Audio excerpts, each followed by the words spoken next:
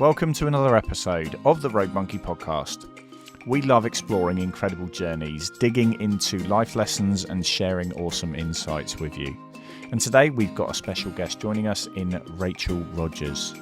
In this conversation, Rachelle shares her unique journey from being an elite alpine skier to becoming an airline pilot.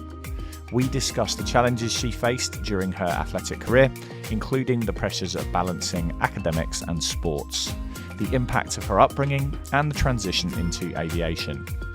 She emphasises the importance of resilience, supporting her family, and following her passions despite those initial fears. Her story highlights the significance of adaptability and the pursuit of personal growth in the face of change. I'm not going to say much more as I can't wait for you to hear Rachelle's inspiring story, so we're going to get straight into it and our latest conversation on the Rogue Monkey podcast. Hi Rachelle, welcome to the podcast. How are you doing? I'm very well, thank you. How are you? Fantastic. I'm very excited to share some time with you, and obviously really appreciate you reaching out via a mutual guest that we've had on the podcast recently. But if you'd like to maybe give our listeners and viewers just a bit of an introduction to yourself and a bit of a headline journey. So my name's Rachelle. I'm nearly 30, not 30 yet, but nearly. So a little bit older than our guest in common.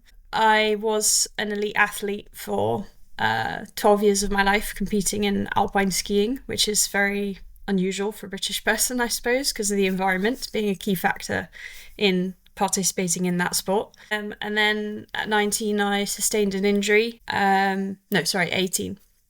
I sustained an injury, and without knowing it, my life was going to completely change in the space of a few months, and I gave up everything that I knew and pursued a new goal of becoming an airline pilot completely out of the blue. There is a story to that, of course.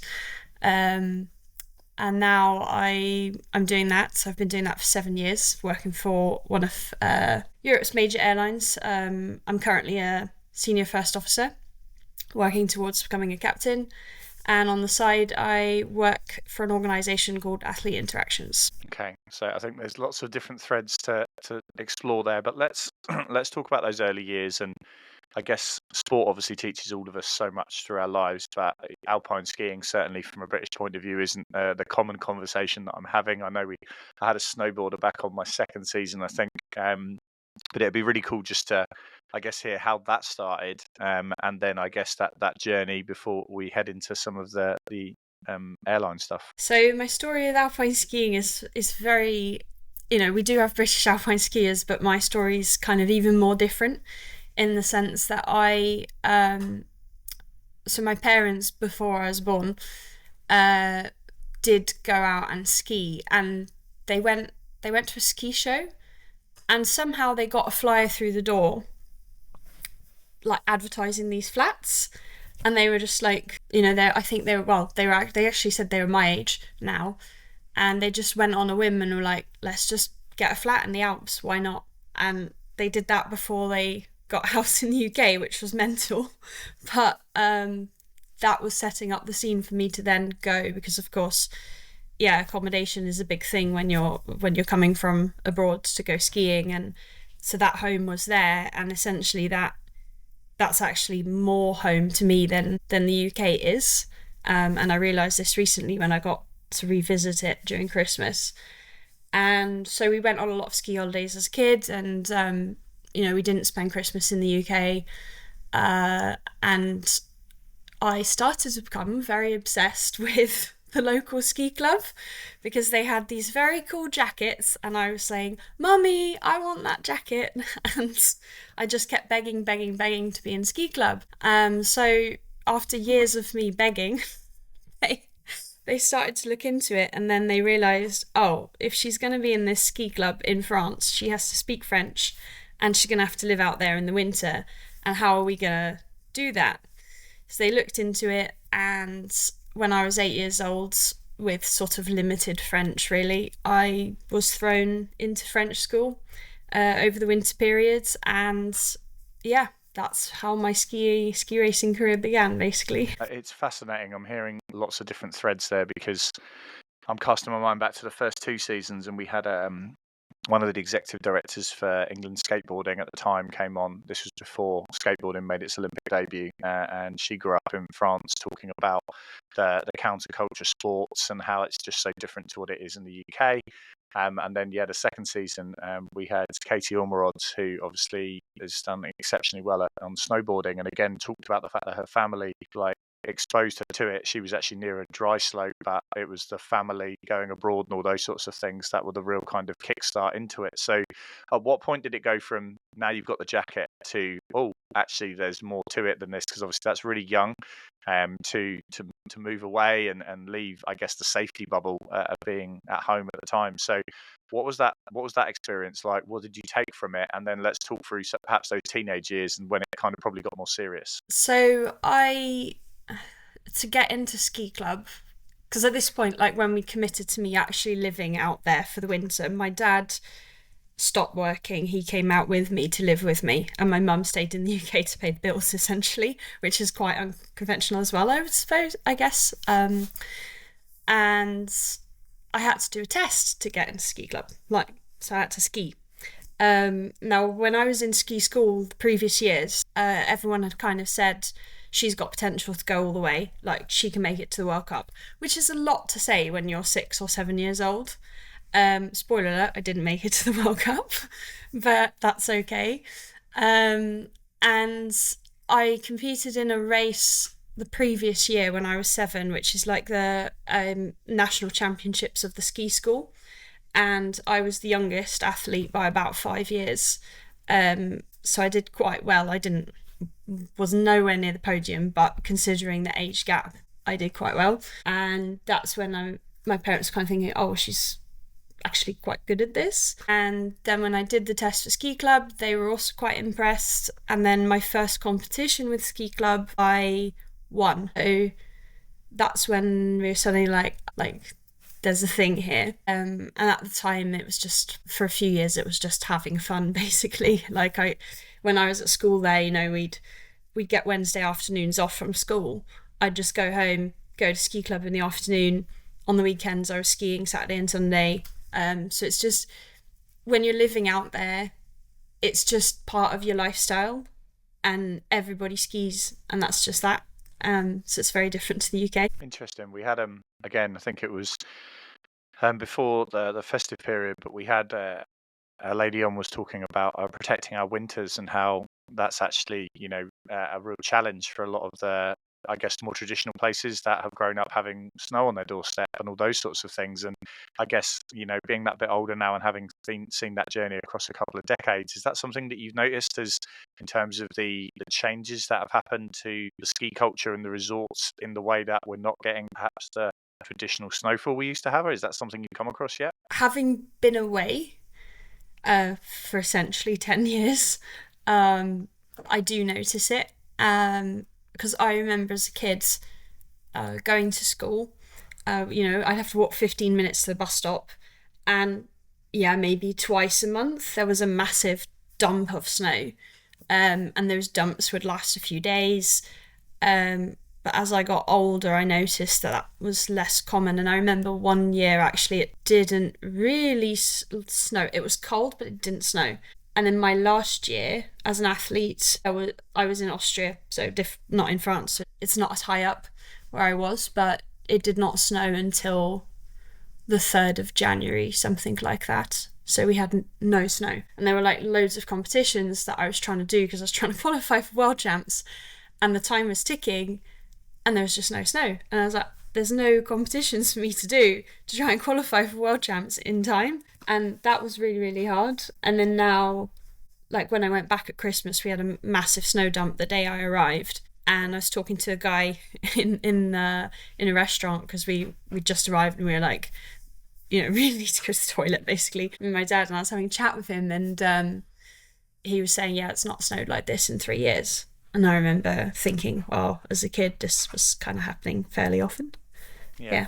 Is that so? Again, just moving into those kind of teenage years. Again, when you're a child, obviously, it's you just do it. Did you, as you grew up and started to, I guess, find yourself a little bit and started going through the upper echelons of the academic journey? How did I guess it impacts more on your life? Because when you're a kid, you just it's just you do what your parents take you to, and it's a lot less conscious decisions and all those sorts of things. Whereas when you're 14, 15, 16, it obviously becomes a really huge part of your life. Obviously, the training commitment increases, but also the pressures in social life and school and all the other things start to ramp up. So how did you manage that? Yeah, so this is quite interesting because when I got to about 14, that's when the split happened for me between what my French peers were doing and what I had available to me.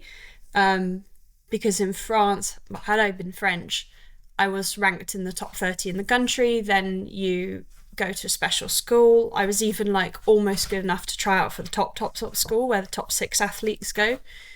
And that's where I would have gone. And that meant that I would have not gone to school in the winter at all and just gone to school in the summer. So like your summer holidays kind of in the winter. So I talked to my parents and I was like, how am I going to keep up with them, essentially? Because if I go to school like a UK student, I'm not going to have the same hours on snow that my peers will have. And everyone, I guess, handles it differently. But the way we thought was logical was that I continue in ski club for another year in my first year competing internationally, which was when I was 15, because that's the age when you start back then. They've raised it to 16 now, but it was 15 when I was younger. So I was going to do the programme offered by my ski club. But meanwhile, I had my GCSEs. I did a really crazy thing and I did not go to school for the entire winter. I stayed out in France and I said to my teachers, I can't keep up with your class schedule, I can't keep up with homework, but what I will do is I'll slowly go through the mocks at my own pace. I will take the entire winter to do that and then just study really hard when I get back and hope that it turns out okay. So that's how I tackle my GCSEs. A-levels got a bit more complicated. Because they said to me, if you're going to be away all winter, you can't do sciences. You can't do those practical topics.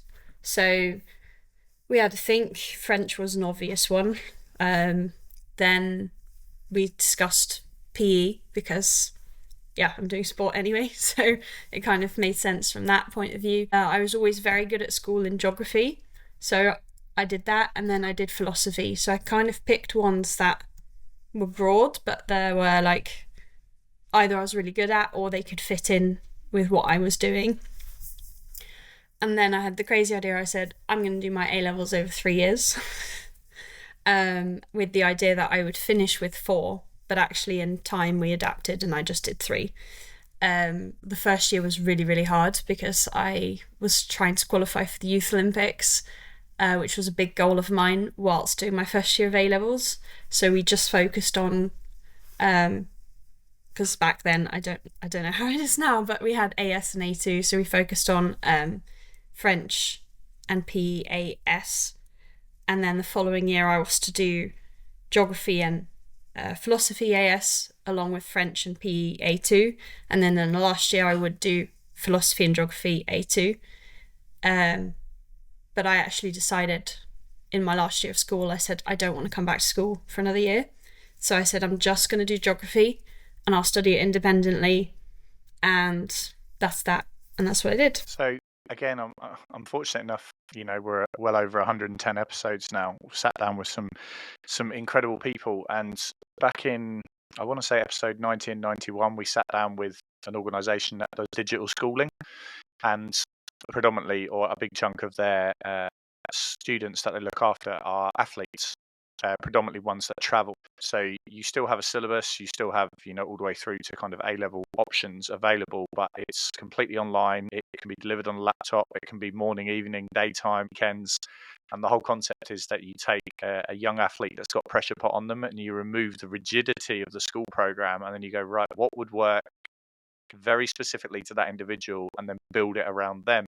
And it's incredible that, we're talking now obviously 2025, but this was obviously quite a while ago, and even then just having that flexible approach to schooling, I think a lot of people would go, oh well, that's going to impact you further down the line, and here we are talking as a first officer. I don't think it's held you back, and I think it's a really important message for people to understand that there's not one way of doing it, and you can be No. flexible and try different ways.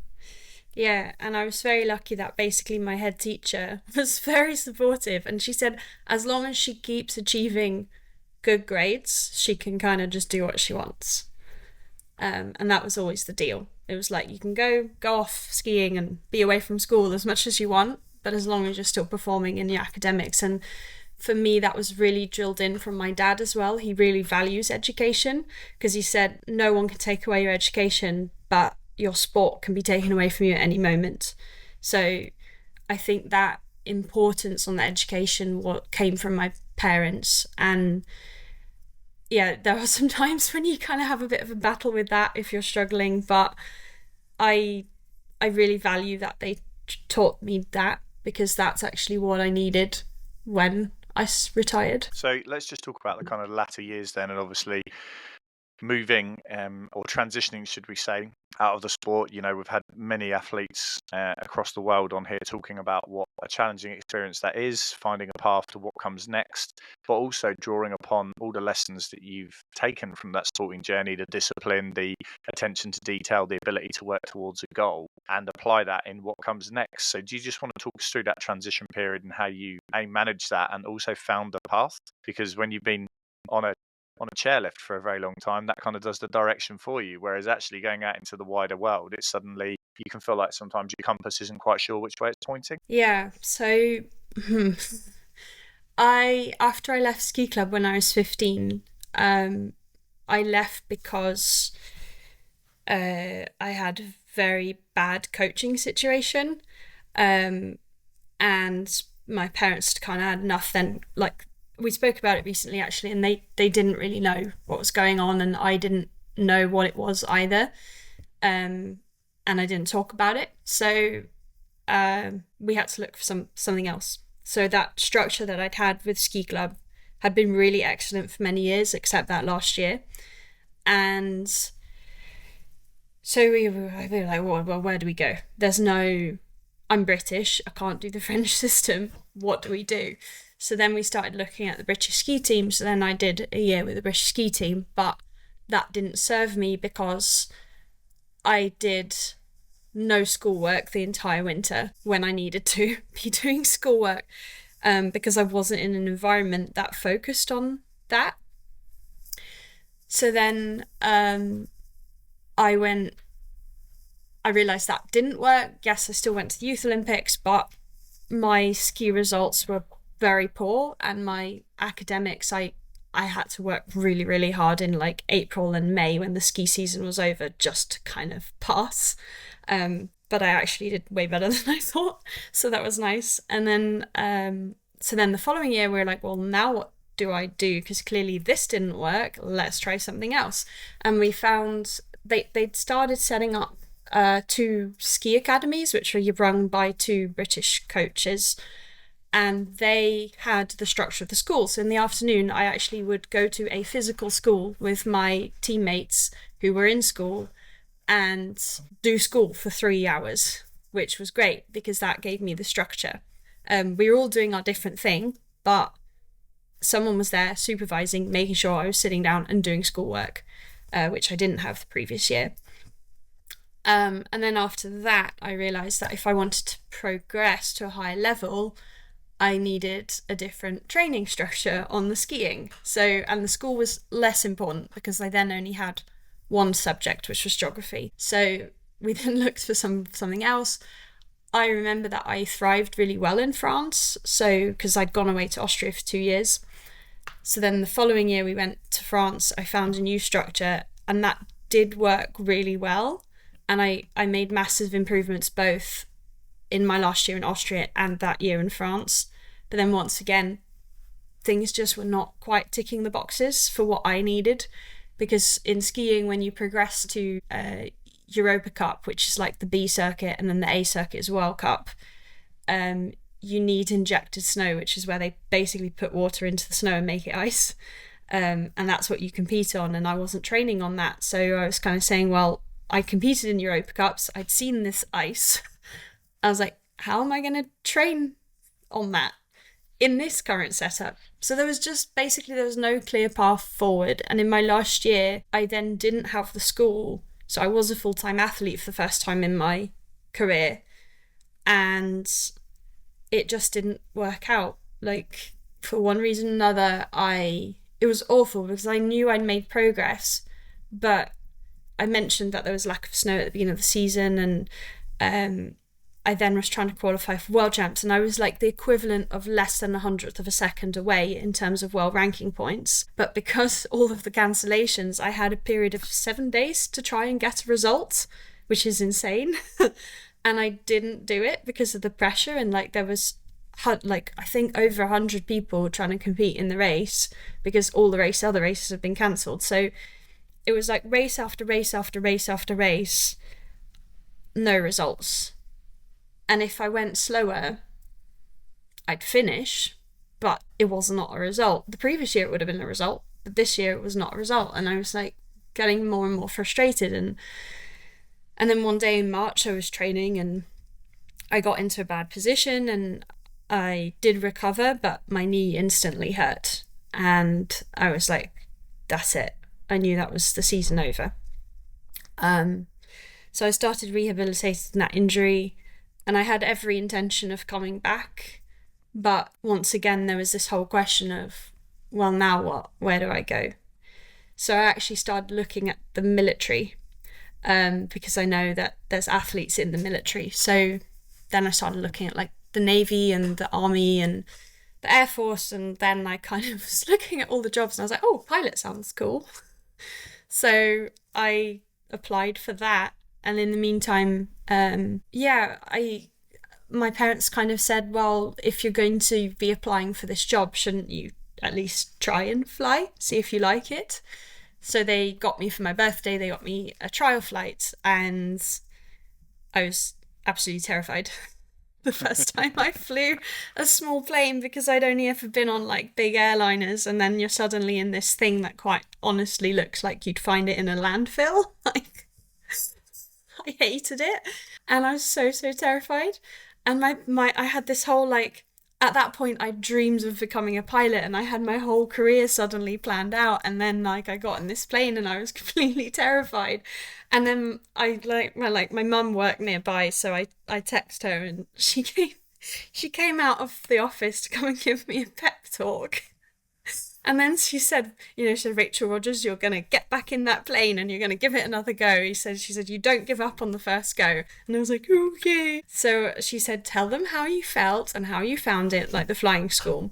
And she said, and give it another go. So they actually told me to try this other plane, because this other plane had like low wings, not high wings, because it was the high wing thing that was freaking me out, because I was like, oh, I can see the ground and I feel like I'm going to fall out.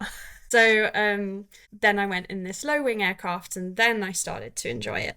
And then I realised when I was supposed to go back out to training a couple of months later, I didn't want to go for the first time in my life. I really did not want to go.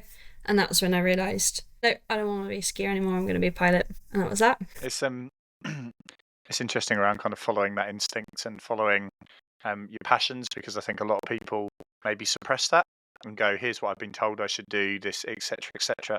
And I think there's a lot to be said for actually being bold and just following what your gut says, this is right or this is wrong. And obviously you got past that kind of initial stage of fearful and stepping on. And I just want to touch upon a point you made there about your mum giving you that pep talk. I don't think I've ever spoke to an athlete who can't, or to be honest, anyone who's successful, but at some point in their kind of formative years on that path, highlight a moment or an experience they had with their parents or with siblings or whoever it was, where there was a really key conversational moment that kept them on track or gave them confidence to take the leap when they didn't feel like it. So reflecting on that, is that something that kind of really stands out to you? I think so, because if she hadn't have spoken to me, I'd have given up.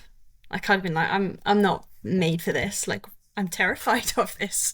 So this is a bit of a tangent, but I really love my mum. She's amazing. Her mother is Polish, actually, and was in World War II, and she experienced absolutely horrendous things that you can't even imagine.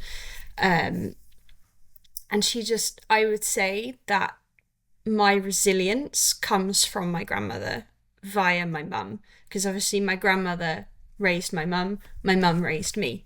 So I feel a really strong connection to both of them in that way. And I feel like when I'm being resilient, that I'm harnessing that from both of them. And that, my grandmother passed away a long time ago, but I feel like she's still with me in that way. And that's what kind of gets me through, is like her spirit. We'd spoken before recording about this kind of relationship with failure and what that looks like. And I think the getting back on the horse mentality, you probably had it 100 times when you fell over in those early years of skiing, of getting back up. Let's try that again. Let's try this. Let's try that. But like you say, as an adult, it's actually relatively easy to go, I've tried it and I don't want to do that. So to have overcome that and kind of move forward through that, again, I would imagine as you've gone through this journey, it's not all been perfect sailing, but you've been calling upon that. So can we talk through that a little bit, of some of the challenges of actually going from getting back in that light aircraft for the first time to kind of where you are now? So I think that sort of getting back up and not giving up, as you say, comes from, I fell a lot on the skis. Like it's part of it, right? So I wasn't going to give up. But what was very hard about transitioning is, obviously, like, relative to the general entire world population, I'm very good at skiing. And to then suddenly have to learn something new that I previously have not in any way built my life towards, because a lot of people who do my job have wanted to do this for a very long time. So like they studied stuff relevant to it, or like they were really passionate about it and have learned things, they've studied things. Like, talking about passions, you kind of fill your time with the things that interest you. So if you've been fascinated in planes since you're like 4, you've probably got, versus me, years and years and years of knowledge and enthusiasm about that subject. So then I suddenly had to go from being, I guess, an expert in my sport, and well, we can talk about this later, but master of my sport. Not that I saw that at the time, but I would say that now. To doing something completely new is very hard. And flight school, when you become a commercial pilot, I didn't end up going to the military because I realised it wasn't for me. So then I was like, I still really want to be a pilot. So commercial was the way forward. And I didn't want to go to university. I knew that. So once I found flying, that all clicked into place. I was like, this is what I'm going to do. And flight school is very intense. It's funny because you have to self-study a lot. And I was like, I've got this. I've done the self-studying. Like, that's been my whole life. But what's very hard about flight school is you are learning essentially what you would normally probably learn in 3 years in the space of about 6 months. So it's very intensive. You don't get a break. And that theoretical... So you start off with the theoretical knowledge, and it's 14 subjects. And it's all multiple choice questions, and you have to get 75% to pass, which is it's very difficult. So I struggled with that, but again, I just kept fighting, and I really struggled actually with failure, because people kept telling me, like, if you put the work in, you'll pass. If you put the work in, you'll pass. And I said to myself, well, I just stopped a thing where I put the work in and failed.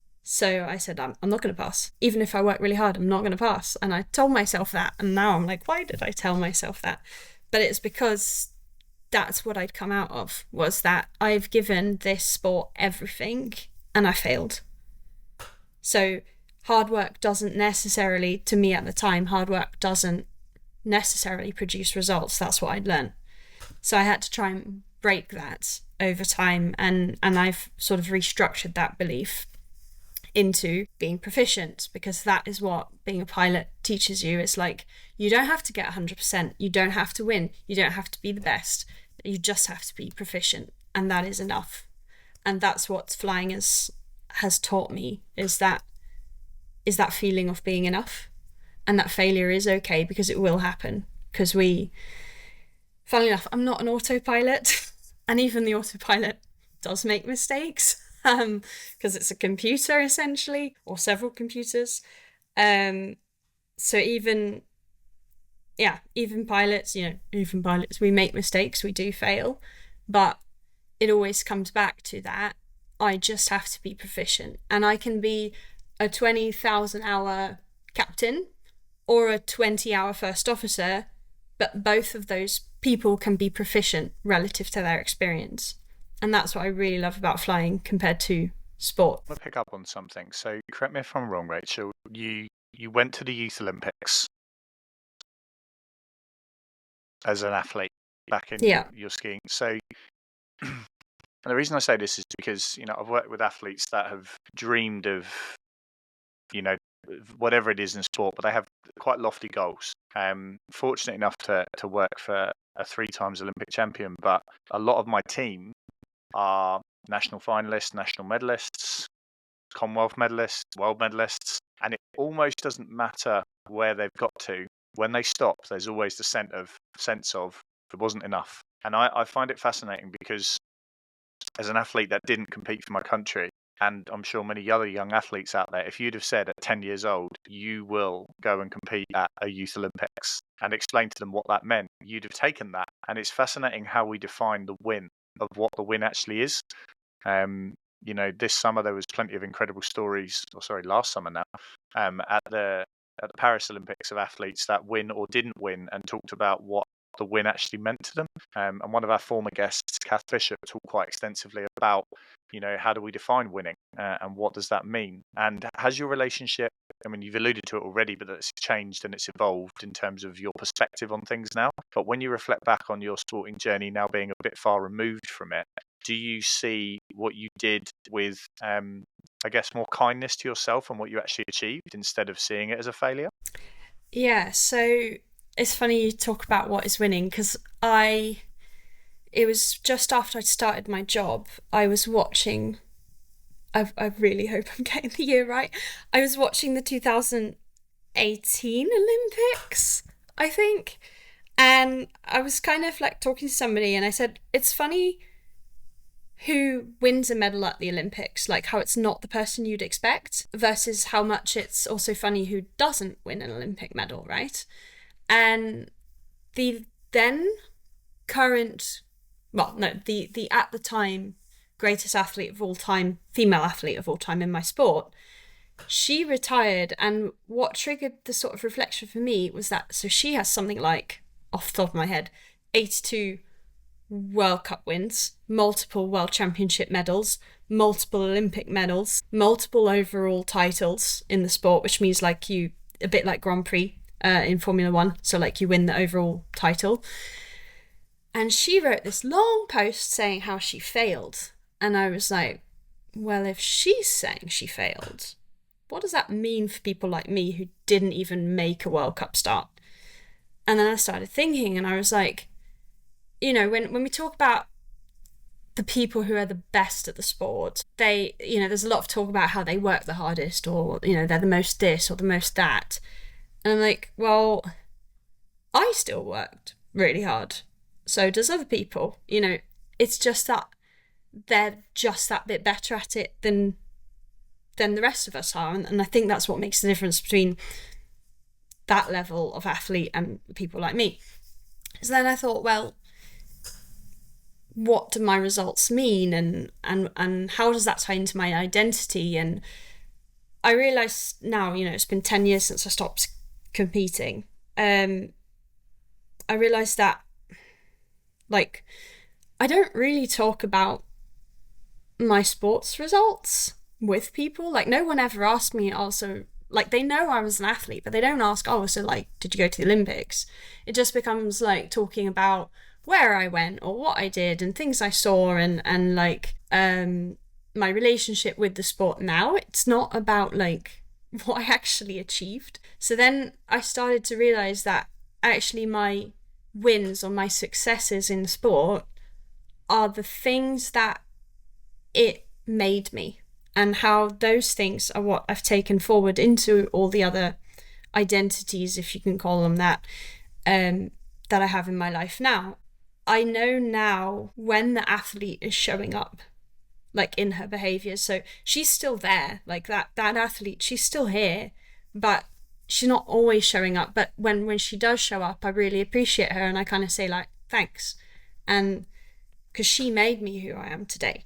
She was the foundation of everything that I am 10 years on.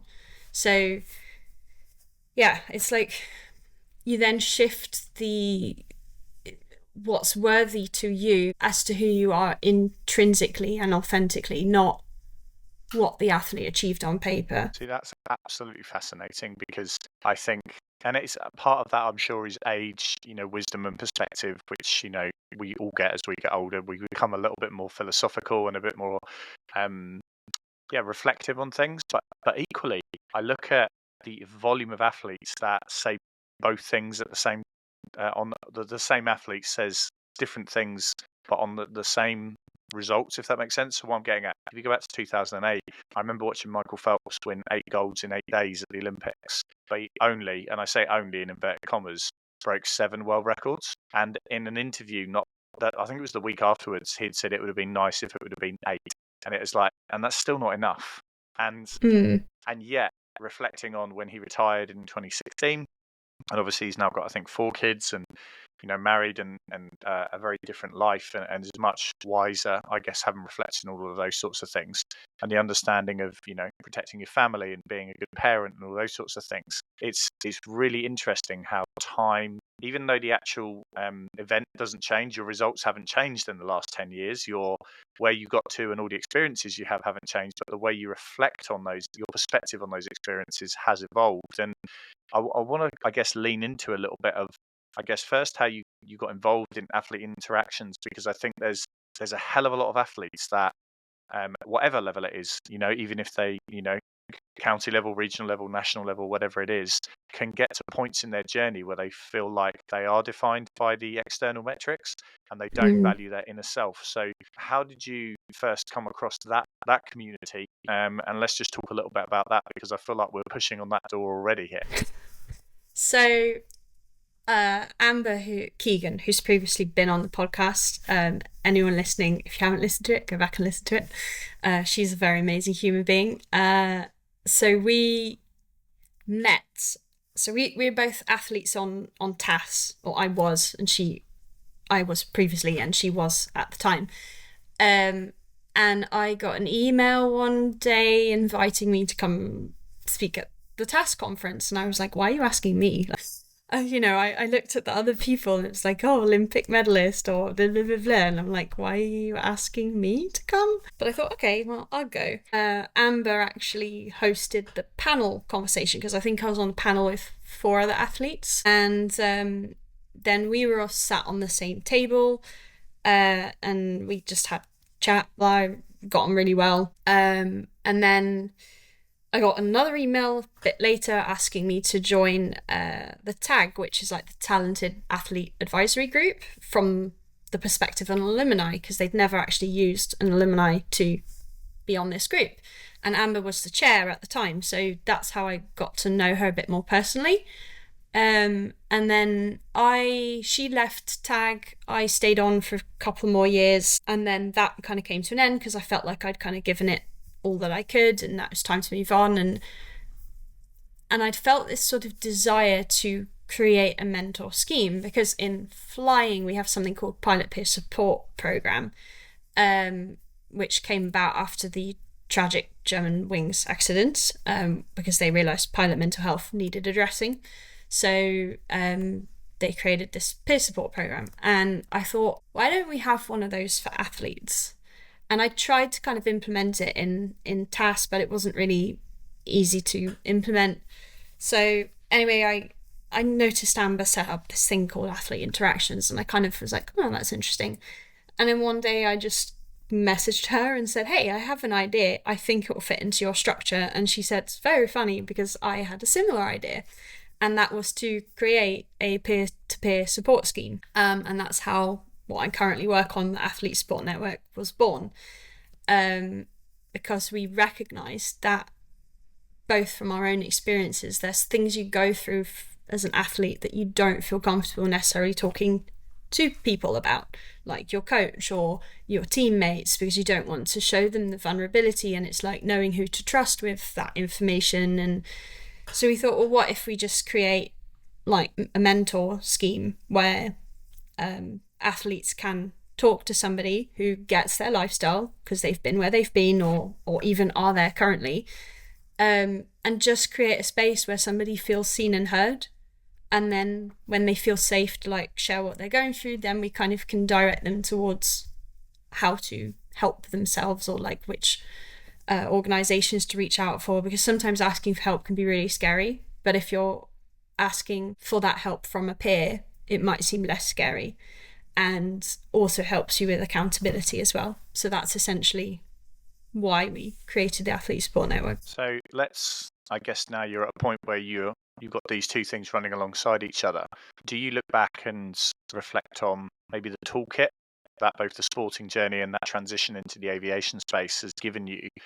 And again, linking into the stuff with the support network, are there conversations that you have that say to athletes like, A, perspective, but B, realize the incredible things that you're doing that are going to help you for the next 5, 10, 20, 30 years? And are there any specific things that you reflect on from your own journey that you think, wow, that really, really helped me get to where I am right now? Yeah, so one exercise I like to do with an athlete if they are struggling with the sense of self and like sense of worthiness or confidence, is I get them, because they'll say, oh, like I'm a volunteer, or like, you know, I'm a swimmer or a student or whatever they're doing.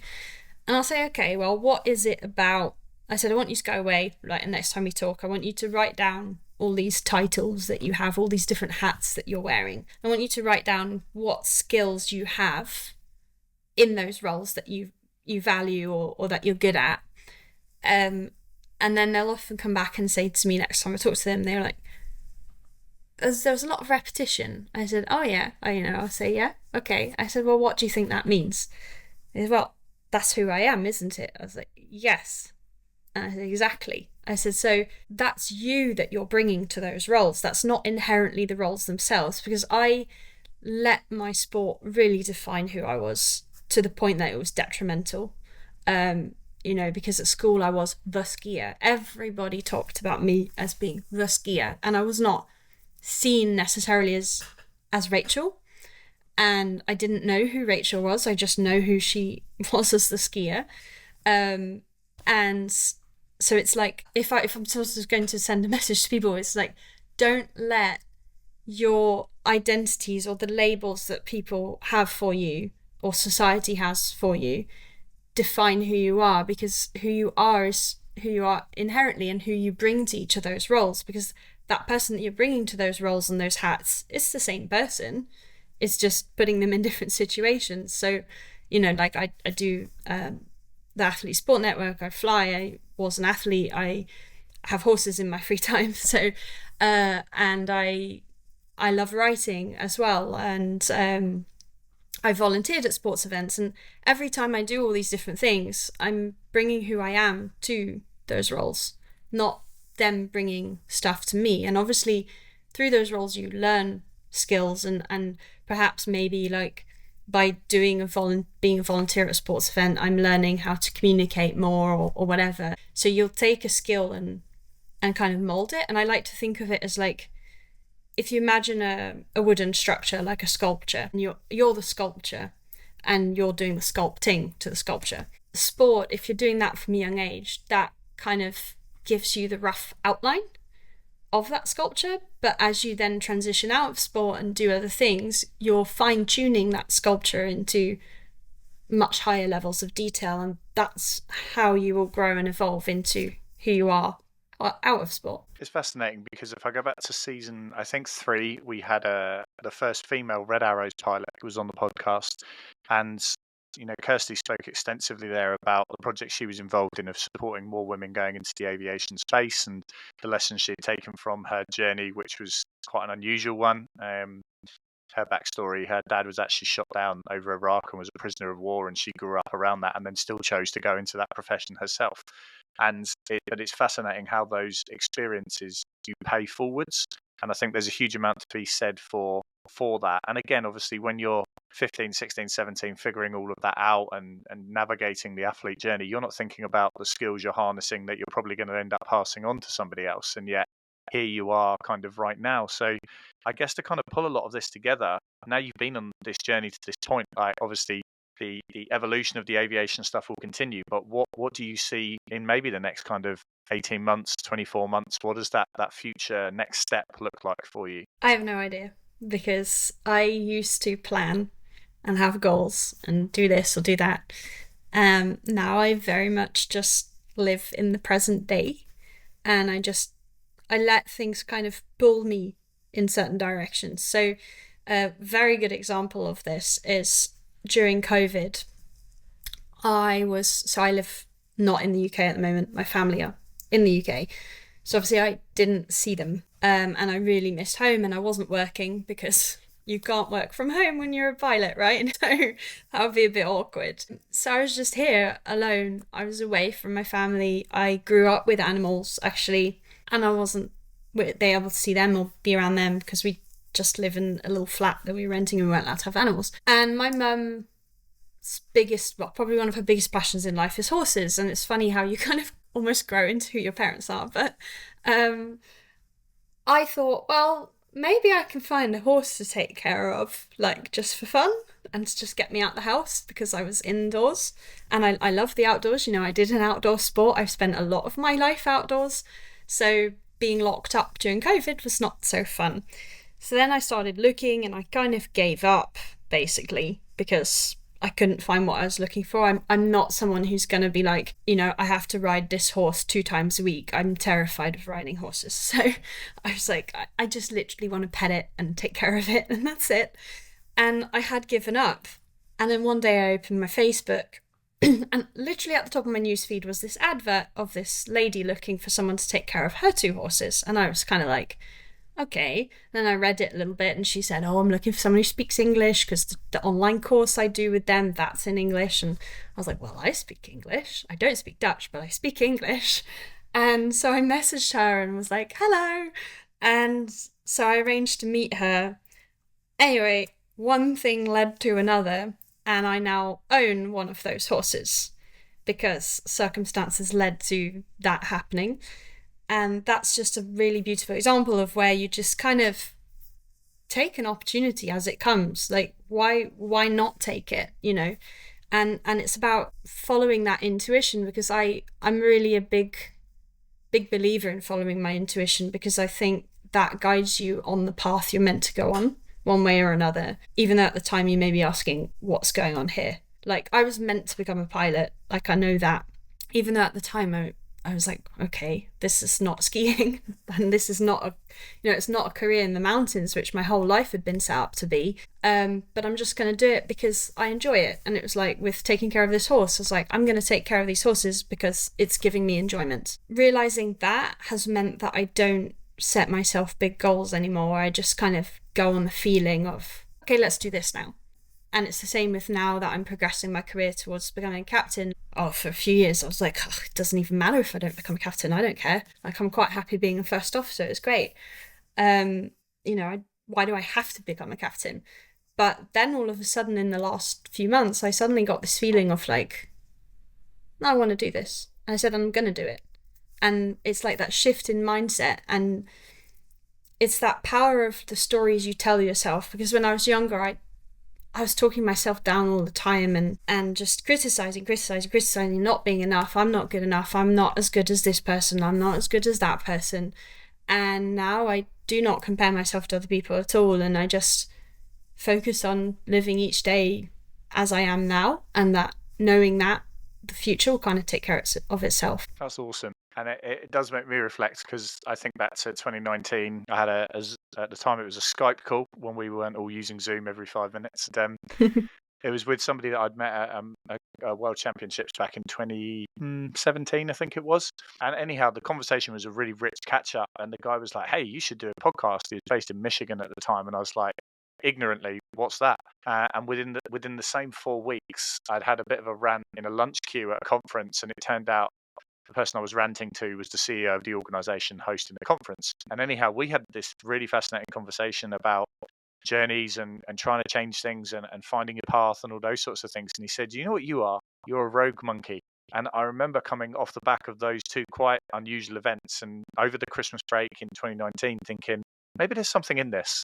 And ended up recording with that guy in Michigan for my first episode. And then obviously 6 weeks later, everyone was at home because of lockdowns. And it was really interesting because you suddenly realize that everyone's got a story, everyone's got powerful messages to share, and the wisdom in that of just like what you said there, being in the moment, taking opportunities, and seeing where gravity takes you instead of having it all rigidly planned out. Because as your dad alluded to, when it comes to the way that sport works, sometimes your path doesn't work out.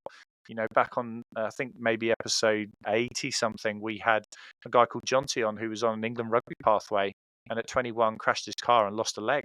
He's now a world champion ice swimmer.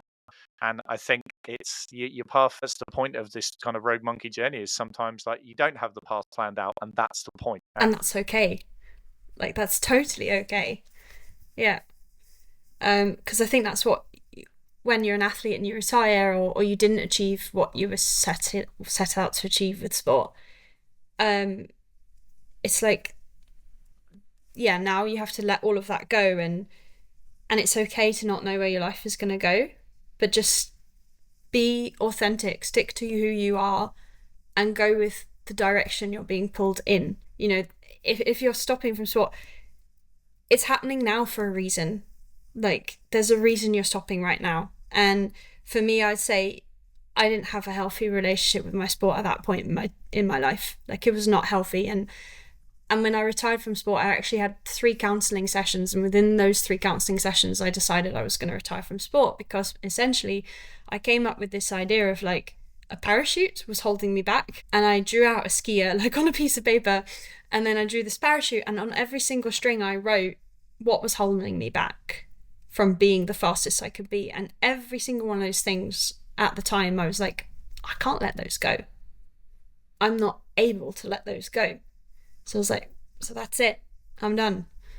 And now it's funny because I still have that parachute drawn out. And I know now I could probably let go of those things. And that's just the beauty of growth, isn't it? It's like, yeah, 10 years down the line, those things don't really matter to me anymore. And that's really cool. That's a lovely way to pull it all together. And I don't know if maybe there's a closing message, or whether that was the perfect way to round us off. I don't know. Maybe just like, don't let other people define you. Let yourself and your experiences and your inherent person define who you are. Like, it doesn't matter what other people think or see you as, or label you as, or society or whatever.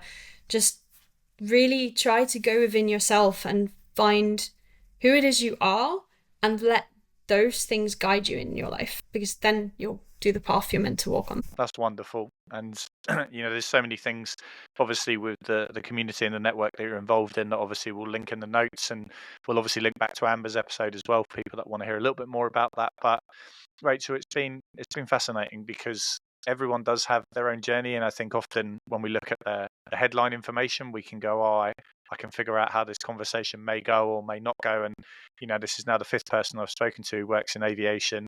Obviously the 2nd person from kind of the support network group, and it's just been such a fascinating conversation. And thank you for being so open and honest, because I feel like there's a lot of people, like you say, who are afraid of saying, actually, this is how I'm feeling, this is what I'm thinking. So yeah, just really appreciate your time. No, you're welcome. Can I just say one little last thing?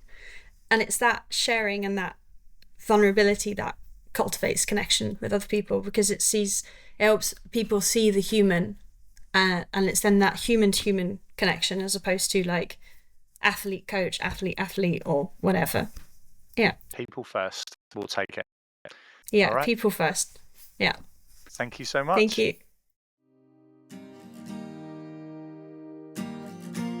A massive thank you again to Rachel for sharing some time with us today and sharing her wisdom. Please be sure to check out the show notes for all the ways you can connect and stay up to date with Rachel on her journey going forwards. If you enjoyed this episode, please make sure to hit subscribe and pass it on to someone you think would love a little dose of inspiration. Thanks for listening, and we look forward to you joining us again very soon for another episode of the Road Monkey Podcast.